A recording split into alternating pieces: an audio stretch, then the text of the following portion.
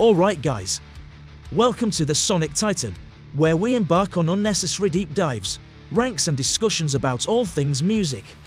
We are starting things off with one of the most awaited new albums of the year, Metallica's 72 Seasons.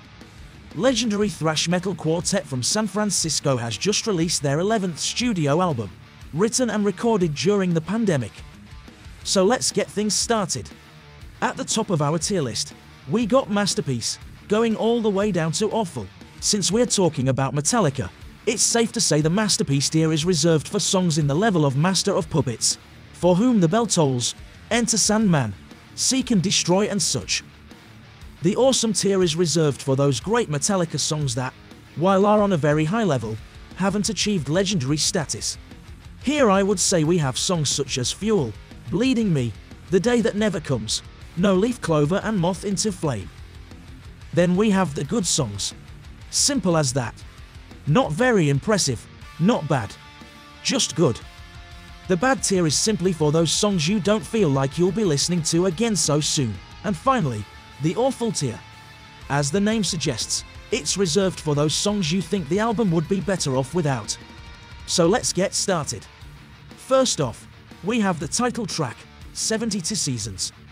Clearly one of the standouts of the album, 72 Seasons is loaded with great riffs, an amazing solo with a great hook, and deep, personal lyrics that make the track shine even more.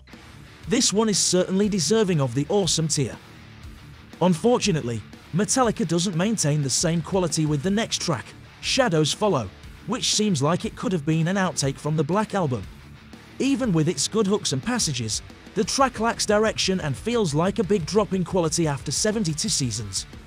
Next off, we have Screaming Suicide. One of the most straight-to-the-point tracks of the album. It doesn't hold back any punches, both musically and lyrically wise. A good track, no doubts about it.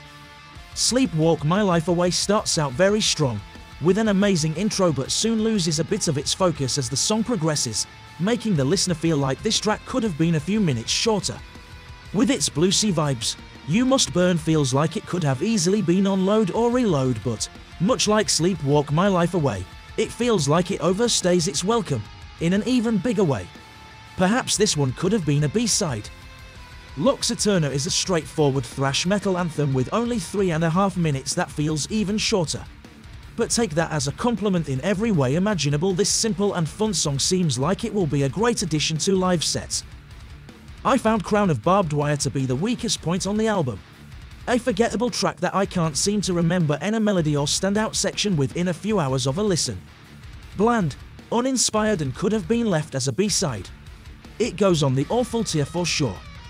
While Chasing Light is better than Crown of Barbed Wire, it is still a forgettable and uninspired song that reminds me of the same vibe I get from late 80s AC/DC, when they would come up with cool sounding track names, jam around the idea a couple of times and record whatever comes out. If Darkness Had a Sun is a much better track than the last two, with a slower, engaging riff that reminds me of some of my favorite tracks off and Justice for All. Too bad it doesn't introduce our new riff and new dynamics throughout the song, as it would have made its runtime a lot more digestible. Too Far Gone was the hardest one to rank so far. I put it in the bad tier as it is not in the same level as the other songs on the good tier. It's a fun song with a bit of punk rock sprinkled in at times, reminding me of more melodic Metallica classics like Escape. Room of Mirrors is a strong track, with one of my favorite riffs off the album. With personal lyrics that call back to past Metallica classics, James lets it all out on this one. And let's not forget Kirk. This track is one of his greatest moments to shine on the album, with an amazing solo that leads to an impressive and chilling harmony with James towards the second half, and comes back even bigger for the outro. I almost put this in the Awesome tier, but that is reserved for songs such as the next one. Inamorata is probably the best track on 72 Seasons. With a slow bluesy riff driving the song forward, it feels like it would have been a perfect fit for Load and Reload. And it would have been a highlight for both albums.